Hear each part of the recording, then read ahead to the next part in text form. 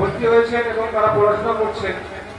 আমি শুনেছি অফিসারের কাছ থেকে যে হয়তো এখানে যারা ক্লাস 8 বা 7 এসে ডাইরেক্ট ভর্তি হয়েছিল তারা মাধ্যমিক অবধি অনলি 2 বছর বা 3 বছরের মধ্যে 535 নম্বরটা মাধ্যমিকে পেয়েছে।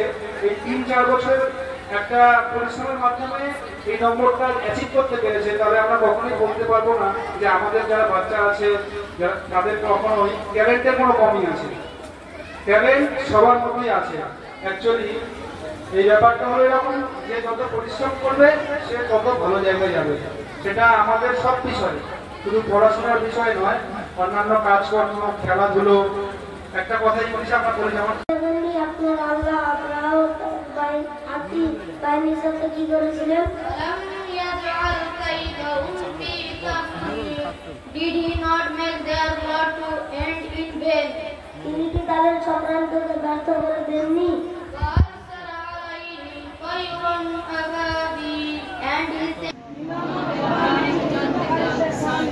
इमाम रब्बानी आए इमाम आरे रब्बानी एम ए मुजाद्दिद कहते हल्फे एहसानी इमाम रब्बानी मुजाद्दिद আল-ফেসানি এই শিক্ষা কেন্দ্র থেকে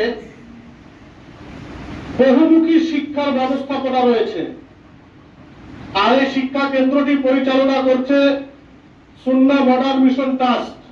আল হাদিসের আলো ঘরে ঘরে জালো, শান্তির বাণী দিল কে? নবী ছাড়া আবার কে? শান্তির বাণী দিল কে? নবী ছাড়া আবার কে? সত্যের পথ দেখালো কে? নবী ছাড়া আবার কে? সত্যের পথ দেখালো কে? নবী ছাড়া আবার কে?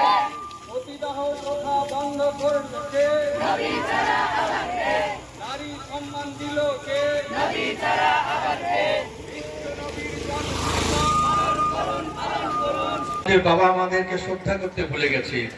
আমরা কি অদ্ভুত একটা শিক্ষায় শিক্ষিত হচ্ছি, যেখানে আমাদের সহনশীলতা, ধৈর্য, সৌর্য সব হারিয়ে ফেলছি। মডার্ন এই মাদ্রাসা সেই শিক্ষায় শিক্ষিত করে তুলবে, অন্তত প্রত্যেকটা যেন একটা মানুষ হবে, যে মানুষ শুধু মুর্শিদাবাদ জেলায় নয় গোটা দেশে তোমাদের মুখ উজ্জ্বল হবে, এখান থেকে তারা তৈরি হবে। সেটা আমার বুঝতে কোন রকম অসুবিধা হলো না। খুব ভালো লাগলো। তোমাদের যত দেখছি আমার আবেগ উঠছে আর কথা বেড়ে যাচ্ছে, আর তোমরা বেশ রেগে যাবে, কারণটা হচ্ছে অনেক মাইকে তোমাদের অনুষ্ঠান আছে, শুনবে, আর অনেক জ্ঞানী গুণী মানুষ আছে, তাদের কথা শুনতে হবে। তোমাদের সঙ্গে থাকলাম, আমি মাঝে মাঝে মাঝে আসবো এবং তোমাদের কথা একদিন ক্লাসে বসে তোমাদের সঙ্গে গল্প করে তোমাদের কথা রেকর্ডিং করে নিয়ে গিয়ে আমি রেডিওতে বাজিয়ে দেবো। হবে তো? খুশি তো? তোমাদের কথা তোমরা রেডিওতে শুনবে। ঠিক আজকে সেই পরিবেশে নেব না। একদিন যদি আমাকে অনুমতি দেন শব্দদ্দিন সাহেব, একদিন কষ্ট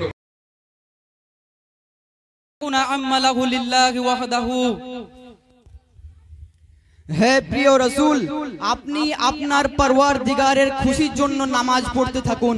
মানে আপনি আপনার পরওয়ারদিগারের ইবাদত করুন, যিনি আপনাকে ইজ্জত দিয়েছেন, সম্মান দিয়েছেন, আপনাকে দুনিয়ার সমস্ত জিনিসের কাছে, মাখলুকাতের সামনে মুখোপেক্ষী হতে দেননি এবং আপনাকে কাউসার নামক মহা সম্পদ দান করেছেন। ইতিপূর্বে কোনো নবী বা কোনো রাসূলকে এমন সম্পদ দান করেননি। অতএব আপনি কৃতজ্ঞতা স্বীকারের জন্য নামাজ পড়ুন এবং কুরবানি করুন। কুরবানি মানে হচ্ছে জবেহ করা। আপনি জবেহ কেমন করবেন? হিন্দুদের মতো যে পূজোর নাম নিয়ে করবেন, দেব দেবতার নাম নিয়ে করবেন, সেটা নয়। আপনি অনলি ফর জাস্ট আল্লাহর নাম নিয়ে আপনি জবেহ করবেন এবং এই কুরবানি এবং নামাজ আপনার উম্মতদের মধ্যে চালু করবেন। ইন্না শানিয়াকা হুয়াল আবতার আল মাহগাদুল মাআদিয়া ওয়াল আবতার।